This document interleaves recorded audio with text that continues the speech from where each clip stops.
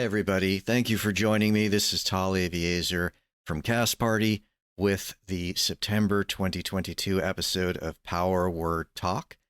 I'm joined today by Jessica Hancock, business manager for EN Publishing. Jessica, thank you very much for taking the time to talk with us today. Hello. Thank you so much for inviting me to join you. Excited to be talking about Level Up because it's something I'm quite passionate about. You'd be unsurprised to hear. We're very enthusiastic about it as well, having had a time to play our first couple of sessions with Level Up earlier this month. For those of you that haven't seen the announcement previously or heard me talk about it on the most recent episode of Podcast Party Descent into Avernus, Cast Party is really happy to announce that we're going to do a new actual play limited series podcast, Podcast Party Memories of Holdenshire, that will premiere this October 22nd in partnership with Enworld. And very briefly, I don't want to give too much away because it is a very mysterious adventure, but the adventurers awake in the catacombs beneath a place called Northminster Abbey and have to unravel the mystery of how they came to be there and what happened over the past month of their lives that is now missing from their memory banks. There is a wagon chase, there's a journey through the wilderness, there is a mysterious hag, there is even a village fair. Primary question is, can we recover our memories of Holdenshire? It's led by Dungeon Master Matt Gordon, who regular listeners will know is the main Dungeon Master for Podcast Party Descent into Avernus. The players are me, Tal Aviezer, Andy Canistra, Carolyn Fox, and newcomer Rachel Savicki, who is one of our pro DMs and a frequent guest on Power Word Talk. The podcast will help introduce Dungeons & Dragons 5th Edition players to some of Level Up Advanced 5th Edition's new rules, and that'll start on October 22nd, wherever fine podcasts are heard, and then the episodes will be available on our YouTube channel as well, and when they show up on YouTube, they will have some visuals and some animation to go along with the story. So as you prefer, you can check it out as a podcast or as a video streaming show. I'm very excited to be able to hear the story played out because I've not actually seen any actual plays of Memories of Holdenshire yet. So I'm very excited to see that because it's an adventure we made at EN Publishing. So if people see it and like it, they can run it themselves as well. So yeah, I've not seen an actual play of it yet. So I'm excited to see it play out. Well, I think you and all the listeners are really going to enjoy it. We're about 2/3 through it as far as what we've recorded so far, and we're looking forward to doing the climax. For listeners who aren't broadly familiar with Enworld and EN Publishing, I know that is a long and storied history. Can you give us like the elevator pitch version of what Enworld is? Absolutely. So I do that, very often for people that don't understand what I do, that aren't into tabletop RPGs as well. You know, you go to a dinner party, people are like, "What do you do for a living?" And I have to go, "Okay." With my dad, it's starting from square one each time I have this conversation. Exactly. Same here. So I'm the business manager at EN Publishing. So we do lots of different things with EN. So Enworld is online news and network and forum for tabletop RPGs. So it's not just Dungeons and Dragons, there's any different type of tabletop RPGs. Every day we have new news stories coming up. We do a weekly news roundup, and we have a place that spotlights different crowdfunding things. So loads of stuff going on there. And there's also a massive forum which has been online since 1999. So it's a wee while it's been running. Yeah. And so it's just this massive. So if you've ever Googled something or looked something up for like D&D, you might have seen Enworld pop up there because it's likely somebody's already asked that question in the forum. Like if you've just forgotten a niche rule or something like that, it's likely you've come across the forum there. So that's kind of the news part of what we do. And then we have EN Publishing, which is the publishing branch of what we do. So we make tabletop RPGs, such as Level Up Advanced 5th Edition. We've also made our own system of What's Old is New, the Awfully Cheerful Engine. We have a monthly kind of online Patreon magazine for D&D 5th Edition, where we make new content, and also one for Level Up Advanced 5th Edition called the Gate Pass Gazette. We're making lots of RPG stuff, so that's where we make kind of games. And the new and third branch of what we do, which I started this year, because EN Publishing started in 2000 as well, so they've both been going for about 20 years. EnLive started just this year, and this is kind of the media side of what we do. So this is why we're starting doing sponsorships for actual plays. We make a lot of our own shows and podcasts and things. And yeah, and that's so kind of why I'm here today is because of EnLive. We're kind of sponsoring different actual play things that are going on. And yeah, and you being one of them. But yeah, so that's kind of the three branches of what we do. So we make games with EN Publishing. We have Enworld, where we talk about other people's games and share news of what's going on. And then we have EnLive, where we make podcasts, live streams, and different shows and stuff talking about tabletop RPGs. I've had a wonderful experience with Enworld over the past 5 years or so. I post very actively on the forums, and I follow the articles and opinion pieces.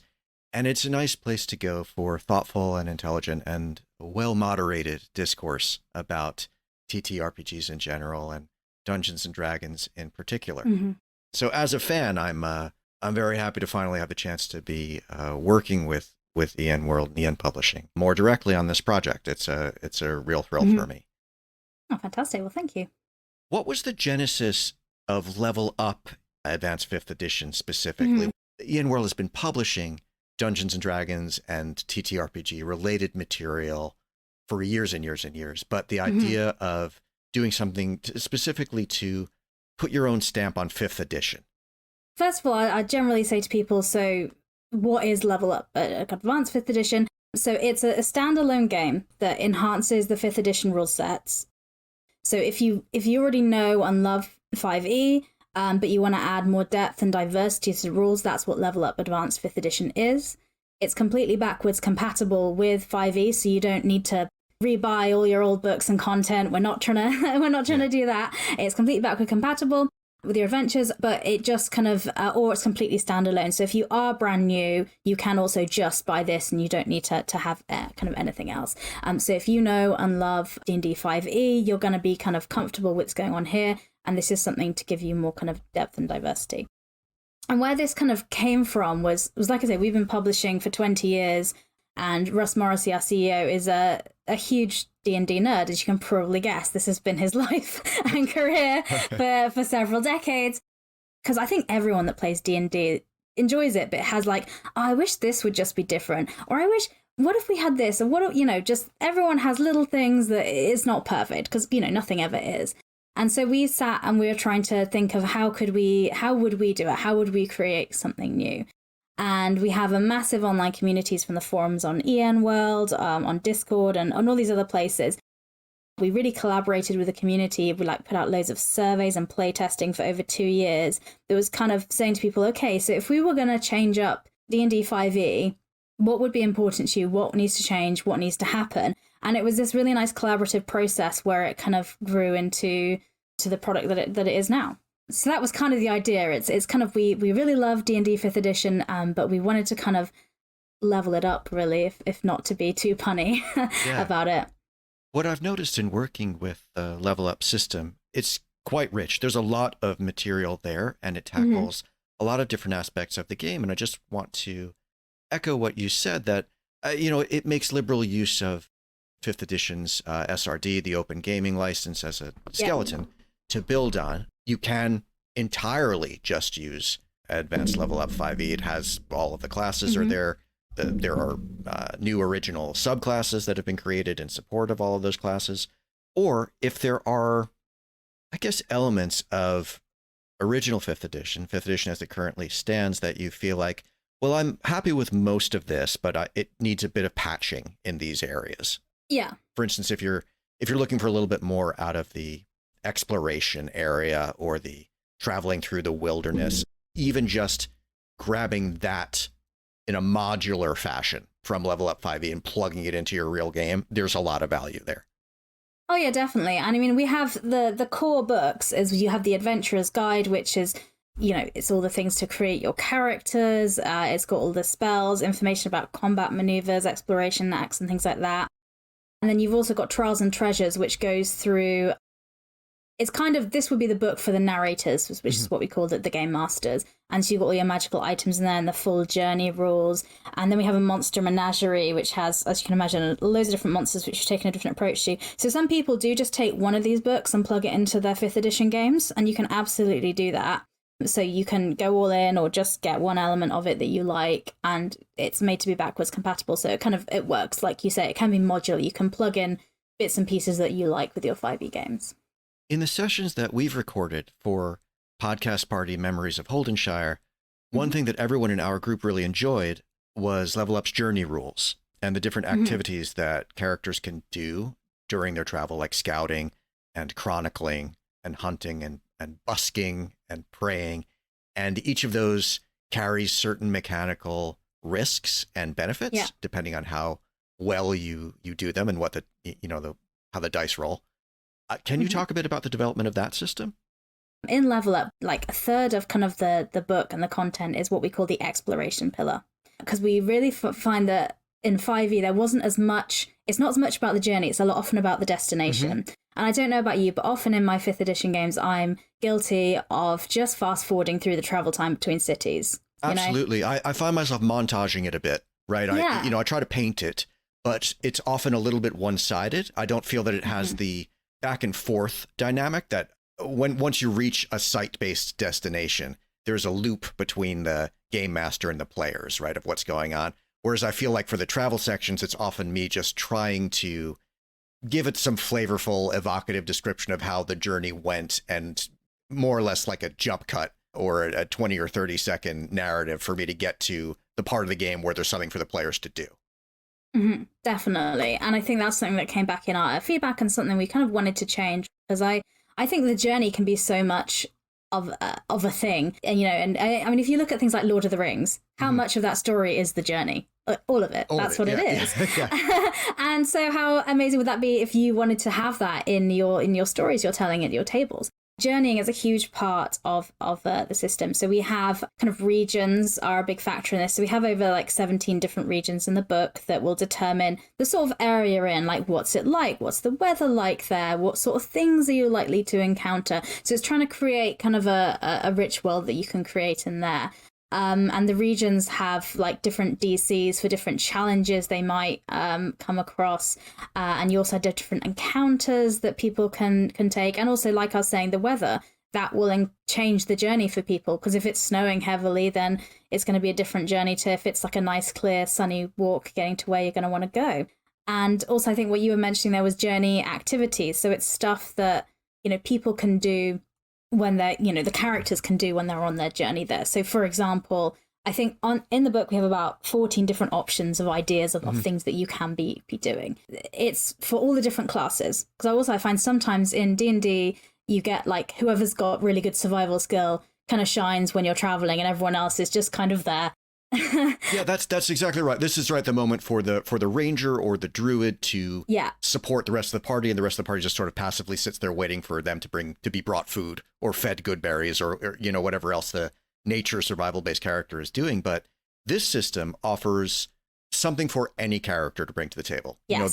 There's ways to raise the spirits of your fellow travelers, chronicling, map making. Something you could easily see like a wizard or a bard or any kind of academic character getting involved in. Praying during the journey, which can have positive or negative effects. And it allows everyone, no matter what the character's speciality is, to engage with the journey, which is great. And it also allows them to make choices that reveal things about their character, right? Whether my character sits, makes a map or starts busking along the side of the road or actually goes scouting or hunting, says something about who I am. Definitely. And so that was, so different journey activities, things for people to do, we wanted to include for all different classes and different like personalities and things they can do. So it feels like you're kind of doing something. And we have loads of different kind of encounter tables to help. The other thing is, I'm saying we want to add all this interesting stuff in, but then anyone that's a GM listening to this might be like, oh, Lord, that sounds like a whole lot of work for me. But we also wanted to add depth, but not difficulty. We didn't want to make it more complex, but that was not what we're trying to do. So we tried to make loads of encounter tables for the game master, so it's really easy. So, okay, we're in a jungle region, for example, or something. So here's the list of kind of the encounters or things they might see in there. So you could just kind of roll, and everything's listed there for the encounter, so something interesting that can happen for your party without you having to do a whole load of prep or research and things like that, because that's what we kind of wanted them to do there. I bring it up specifically because as we were playing, both the narrator, the GM, and all of the players immediately responded to that section as being very effective in making their journey part of the session that people would look forward to doing, as opposed to something to be gotten through on the way to the quote unquote more meaningful part of the adventure. That's so great to hear that it felt that way, because that was absolutely the intention, and I'm very looking forward to listening to that. I also noticed that Level Up makes a point of separating race, which in Level Up is generally called heritage, from culture. Yeah. So, for example, you could have a character who's biologically dragonborn, but maybe they were raised among dwarves. So they might have some dwarven cultural characteristic traits and dragonborn biological traits. Yeah. Or other cultures that are, not affiliated with a particular race at all, just whether they come from an urban environment or a rural environment, so forth. And I think a lot of people, including me, feel that it's an important move for Dungeons and Dragons and tabletop RPGs to make, in general, to separate race or heritage from culture. And in fact, based on the 1D&D playtest packet that was released last month, Wizards of the Coast seems to be moving in a similar direction, right? Sort of decoupling these things. Sure. We found ourselves wondering if it's possible that Wizards of the Coast was actually influenced by Level Up in this area, since Level Up's sort of take on this came out in advance of that playtest packet. Do you think that's the case, or is this just an instance of maybe both Level Up and Wizards of the Coast are simply responding to what today's gamers would like to see? I imagine it's probably the latter. I think it's just something that in the world, it's kind of, what we want to see and what we should be seeing in our tabletop RPG products. Sitting here as a white British lady, I'm not going to go on about, bioessentialism and the issues in that in games. There's much better people you can find in the tabletop RPG community to talk about that. I think we're pretty clear to say it's a fraught topic, to say the least. Yeah, it's not, and it's something we wanted to get away from. In Level Up Advanced 5th Edition, one of the pillars on our website of the game is we have depth, and diversity is also one of the key things. What we mean by that is we wanted to have a diverse team to work on this, which we had over 30 creators get involved and do that. And it was really important that we had people from kind of all over the world, from different walks of life, because it just makes a better product if you have different people in the room, because people have different ideas and perspectives. So it just makes it better as a product. And also, we wanted people to be able to make diverse and interesting characters. Because I feel if you have a race like in D&D, like they have in Classic 5th Edition, if somebody's like, oh, I'm a gnome, you kind of know roughly what they're going to be like. I know what sort of features, I know what sort of, thing. And sure, you'll have that coupled with class, but that's less, that's just one thing. But with the way we approach creating your character in Level Up, we really want to make it really unique and different. And so, as you mentioned, we separate heritage and culture completely. We also have your background and your destiny. So it's when you make a character and you say, oh, I'm playing a gnome, no one's going to know necessarily what else is going on. And so you can have so many different combinations. And like you say, so heritages will be like kind of the gifts you get from your parents. So that would be kind of what you look like. You can also have mixed heritage as well. So we've got rules for that in. So maybe if, your parent was a dragonborn and the another was an elf, you can do that as well. And we have rules for how you can do that. So your heritage is those things, and you'll get some traits and features from that. But culture is completely different to heritage. And it's like that in the world with like people, And because it depends where you live. Like, did you grow up in a big city? Maybe you're streetwise and you know these things. Or did you live in a really small community in the wilderness? The skills and the reference points your characters will have based on how they grew up in the environment they lived in will be really influenced by that. And in the book, we have some kind of recommendations for cultures depending on your heritage, but you can completely ignore that and just pick whatever. Because of course, your character could be raised wherever. You could have the limit is your imagination.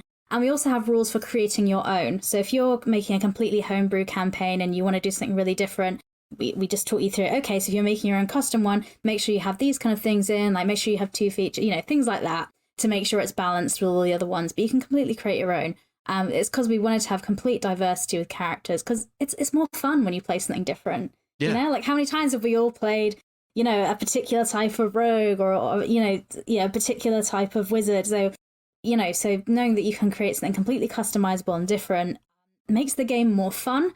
And also I think it's just, better socially as well. It means we're not doing something problematic that's making people not feel welcome into the TTRPG space, because that's already an issue we have in the community that we want to overcome.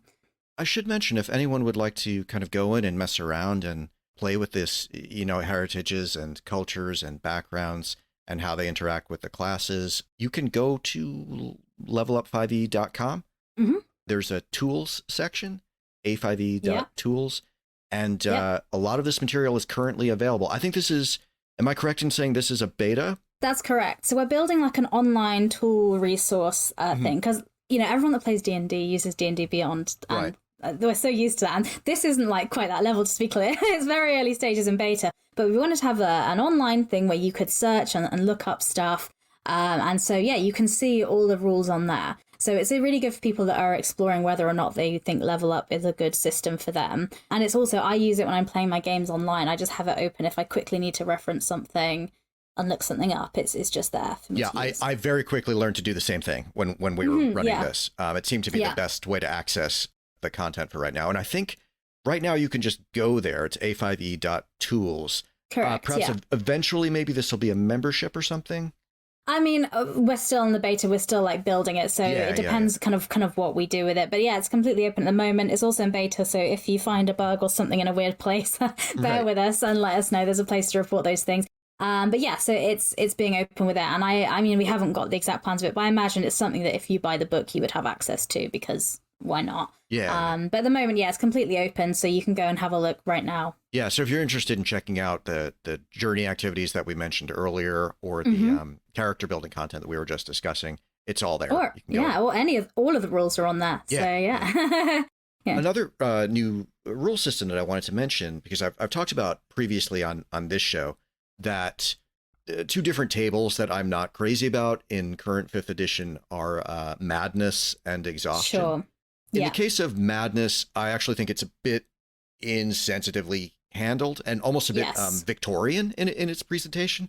Madness with a capital M, and it's odd because some of what is on that Madness table are like real world mental illnesses. Yeah. And I think players can sometimes feel quite ambushed by that, that they're expected to role play sometimes quite suddenly, having a real world mental illness. And that's not necessarily what everyone's looking for in their fun game of D&D that they wanted to play. Definitely. And I also think the exhaustion rules, I don't have an objection to them because they're insensitive. I actually just think they're a bit of a death spiral and can be a little bit unfun at the table. These are both more or less replaced in A5e with the fatigue system and the strife system, which respectively handle a sort of physical and spiritual stress. I much prefer this version.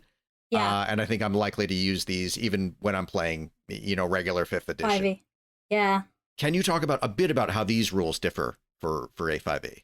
Absolutely, yeah. So fatigue and strife are kind of what we'd call tracked conditions. So they're conditions your character can have based on kind of what's going on. And lots of different things can give you, as you mentioned, fatigue is like kind of things that will physically drain you. So you'll be like tired or injured, or maybe you're exhausted because you've been marching in the wilderness for days. And strife is more mental or physical challenges. And it could just be you did a really physically demanding magic spell that's like quite drained you mentally, like how introverts feel after going to a party maybe. Right. Or it could be like something traumatic happened and you're feeling that way. It's really open in how you role play it. So like you were saying, if in your safety tools with your lines and veils or whatever you do in your party, people have said, I don't want these mental health things in, understandably, you can easily just not have it do that way.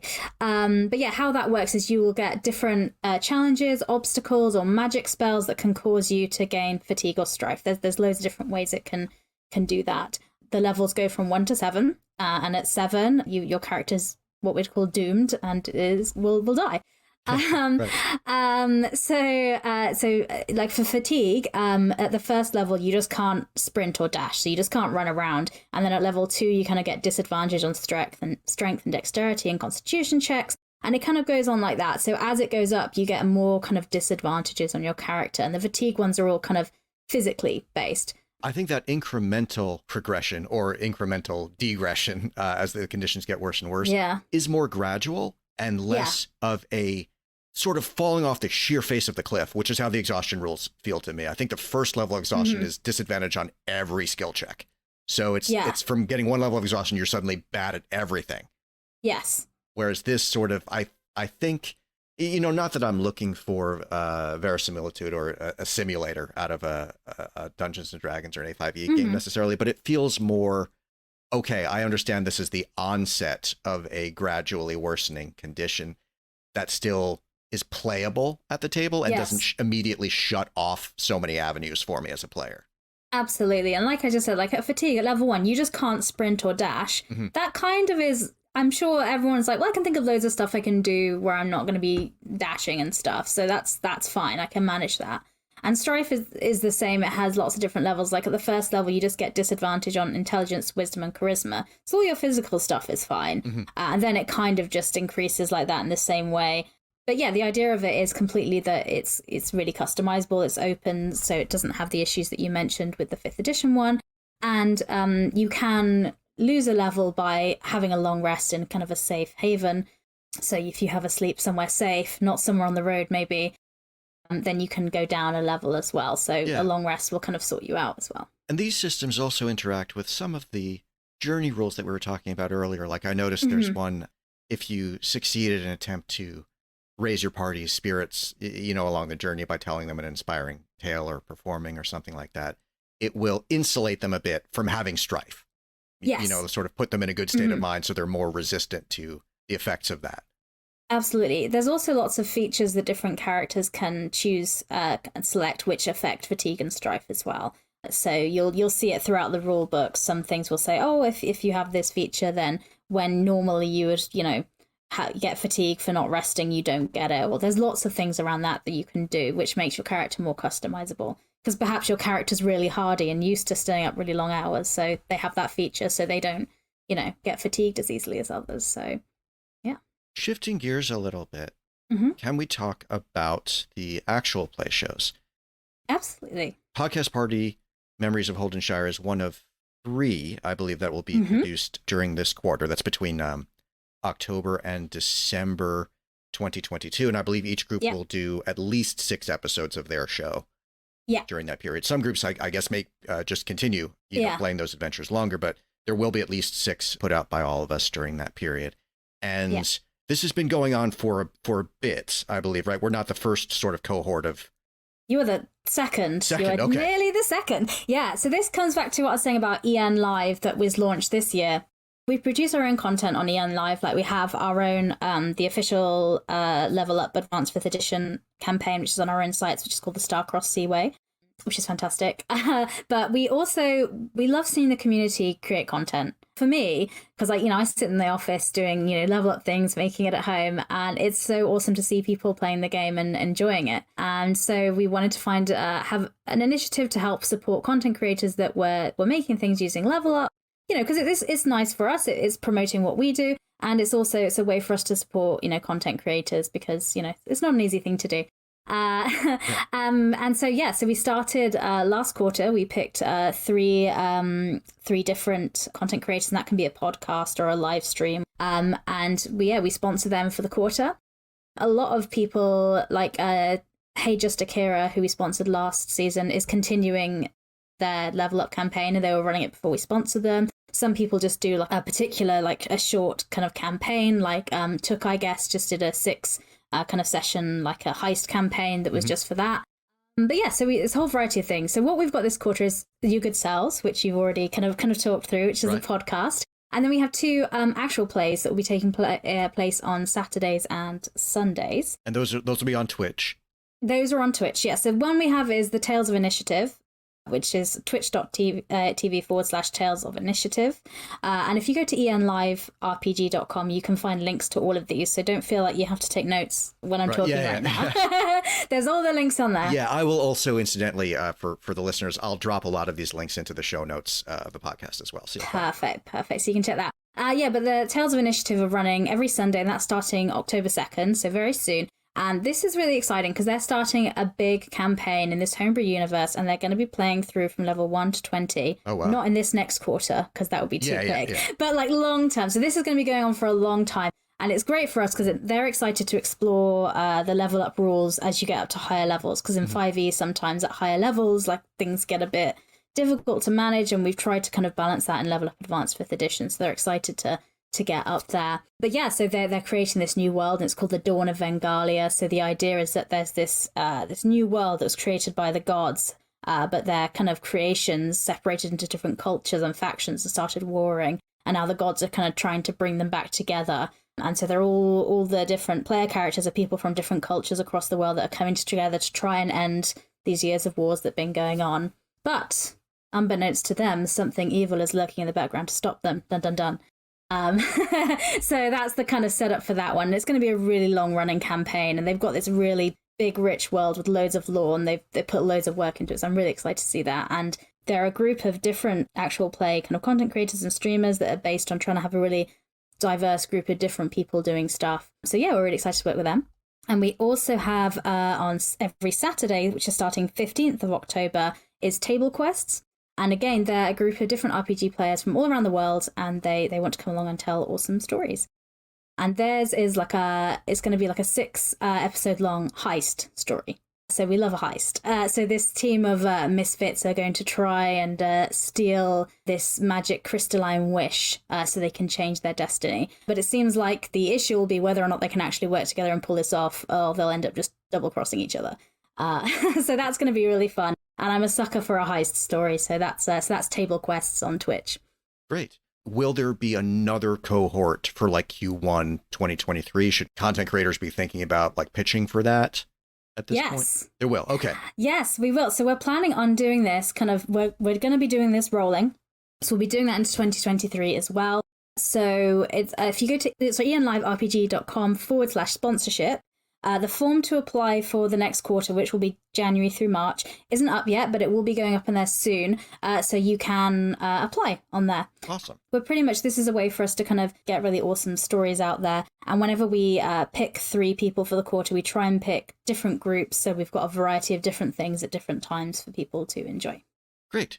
Speaking of creators getting involved, I know we have a lot of people who listen to this show who are content creators for places like DM's Guild or Drive-Thru RPG that may be interested to know if there is a way for creators to make content for Level Up. There 100% is, and you don't even have to ask us. You can just do it. So we have an open games license for Level Up Advanced 5th edition. So if you go to levelup5e.com/publish, yeah, we've got the open gaming license we have there. We have a compatibility logo that you can use if you adhere to the license, so you can put it on your products that you sell and make.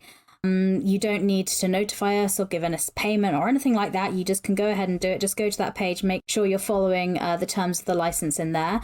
And yeah, and that's it really. And then let us know you're doing it, tag us so we can, we did a news article just the other month promoting all the other ones that we saw going on, because it's great to see the community making more stuff and people enjoying the game. Awesome. I also wanted to mention a couple of other Level Up things that are currently ongoing. I believe the Dungeon Delver's Guide Kickstarter is still live. Is that correct? Yes, it is. So it'll be live till October 3rd. Thank you very much for plugging that. So that's currently my life. So the Dungeon Delver's Guide, it's a source book. It's made for Level Up Advanced 5th edition, or you can use it with just D&D 5th edition. So you don't have to have any of the Level Up stuff if you don't want. And this is an amazing tome for creating, exploring, and running dungeons. So pretty much what Trials and Treasures did, all the exploration rules we're talking about on the surface, like with weather and journeying and things like that, this kind of does that for an underground dungeon. So it gives you a comprehensive toolkit for making mazes and layers. Now we've got loads of different generators and tools to do that yourself. In the book, we've got guidance. We've got something called the Node system, which is an instruction system on how to make a good dungeon, written by Paul Hughes. We've also unlocked a stretch goal for an online dungeon generator. So you'll just be able to go online and click that and bring it up. And it's also got loads of new character options. So it's got new heritages and cultures and backgrounds. And if you're playing with 5th edition, we've converted them into D&D races in the back section of the book, so you don't have to do that conversion yourself. It's got over 100 different traps you can use in your dungeons. I could keep going. It's got so much great stuff in it. But it's on Kickstarter now. So if you look up Dungeon Delver's Guide, and the PDFs we deliver immediately when the campaign ends. So you will have it on October 3rd, the PDF straight away. Now it takes us a bit of time to print the books and make them, so you'll get them in March next year. But the PDFs, you will get them instantly. Great. And I also noticed, and an open call for some paid playtesting of spaceship rules for A5e? Yeah, so again, if you go on to the Level Up site, I forget where I put it, under community, there's playtesting. And we will occasionally be doing this. But yeah, we're doing some paid playtesting. So we're getting people. So next year, there's a book coming out called The Void Runner's Codex, which is very spacey, sci-fi kind of themed, which we've been working on all throughout this year already. And we want to test the starship combat. So rules for battling in specs, because I know some people mentioned for Spelljammer they were disappointed there wasn't more rules on that. But we'd already been making some for ours. So I was like, oh phew, I'm glad they don't have that, so we're doing something different. But yeah, we want to test them because it's something quite new and different we're wanting to do. We're asking people for 4 hours with a GM and 3 to 4 players to record them playing through this playtest document, so we can see how it plays out, if the rules can be understood, and also just what it plays out like. And we're paying $400 to each group to do that because we appreciate we're asking you to take a bit of time and record it.